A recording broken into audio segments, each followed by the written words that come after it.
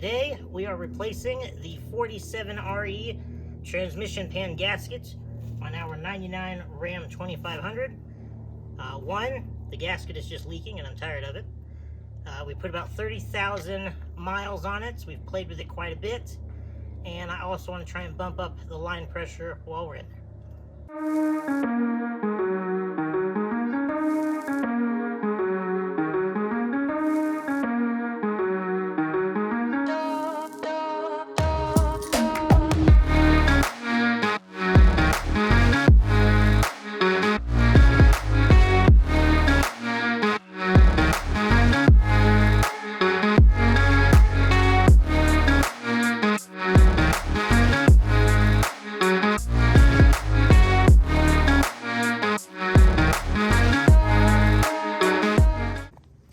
And the pan just fell down, unlike last time.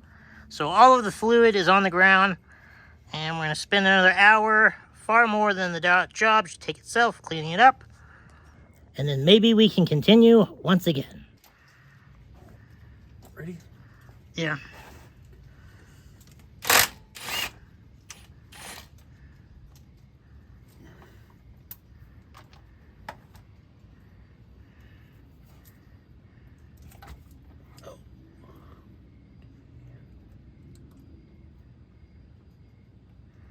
I try and tilt it to the corner farthest from you, down into the bucket. Yeah, I'm just trying to figure out what on this side is not fully disconnecting because I can feel it. And I'm trying not to just drop that side, you know, just straight down. And there shouldn't be anything holding it. There's not, but it's like, this is not just coming straight down. Oh, well, there's the valve body. Did I make it, mostly? It did. There's something hanging down. So I was right. Is that the... Oh, boy. Is that the gasket? Oh, it is. Oh, that's not good. That's the gasket that got sucked up into it. It's a good thing we're taking care of this. How much more is going to come out of this thing? Yeah, it was not the correct gasket I was expecting to begin with. But it was the only thing available in town.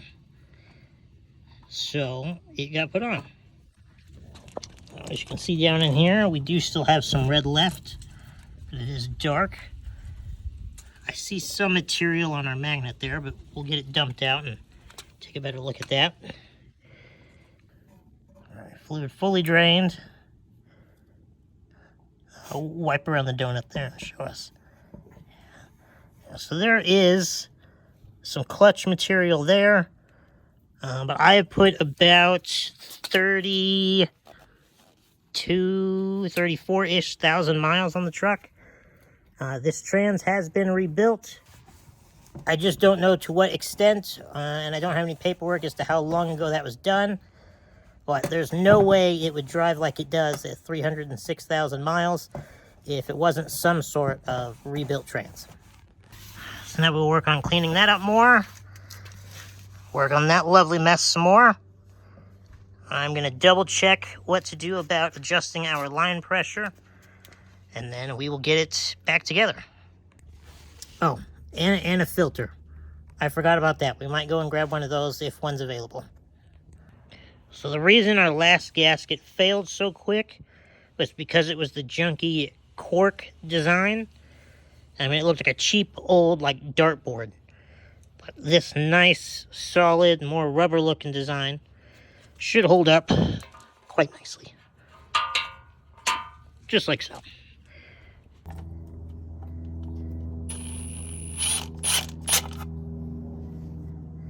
Our new gasket lines up so much nicer than the last one. We're just getting it snugged up, and then we will come back with the torque wrench and get it all finalized. We're actually not bothering with the torque wrench. He's going to snug them up with one hand there. It's only about like 13 foot-pounds anyway. So if you just snug them up with your your normal tall person arm, she should be A-okay. And there we go. We got each one in. Gasket sitting perfectly.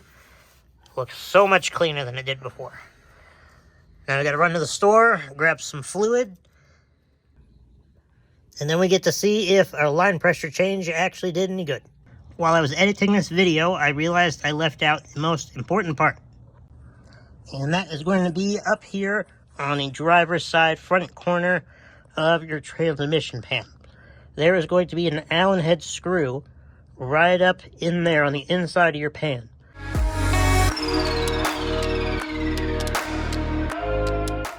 And you're going to turn that counterclockwise. Every turn is equal to 3 or 4 psi boost in line pressure.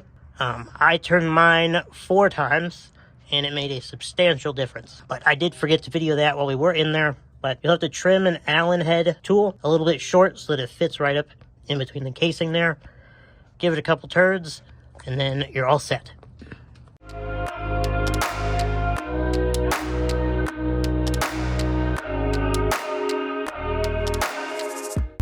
It is the next day. Nice and cold. We are getting it warmed up and topping it off with some fluid because we didn't get enough yesterday. And then we will take her for a rip. Alrighty, we are full of fluid. We checked it several times, and we already did one little test hit, and it grabbed second. So now we got a truck coming. Get over here and look. We gotta do it again. It builds boost so much quicker too. Oh, there was second, then third. Oh, and it is not a fast truck, but she is moving compared to before. Overall, it doesn't feel like it has to wind up its rubber bands anymore. Like, we did several second gear band adjustments, which made it much better, but still, just getting out of the hole, it felt like it took forever. And if you gave it that much throttle, boosted up or not, it would slip that 1-2 shift. But now it just grabs it and keeps on going. So we're gonna do another one once we straighten out here. Take overdrive off this time. Kick it back on. Alright. Come back over here and take a look again. In the boost, now that we actually build proper pressure, it doesn't sit on the torque converter waiting to build boost forever. Watch how quick it comes up. Almost instant.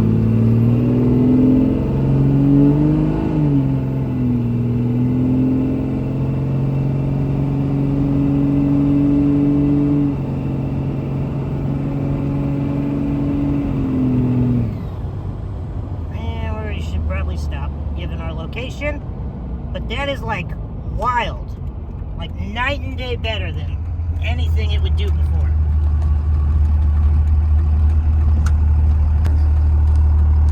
Alright, once these people turn here, we're gonna make a big sweeping left turn, and that'll give us a good idea on how we're doing fluid wise before we check it for sure at home.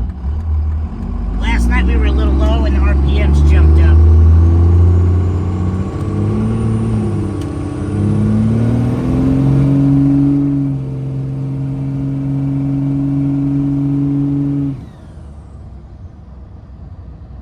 Nothing but perfection to report.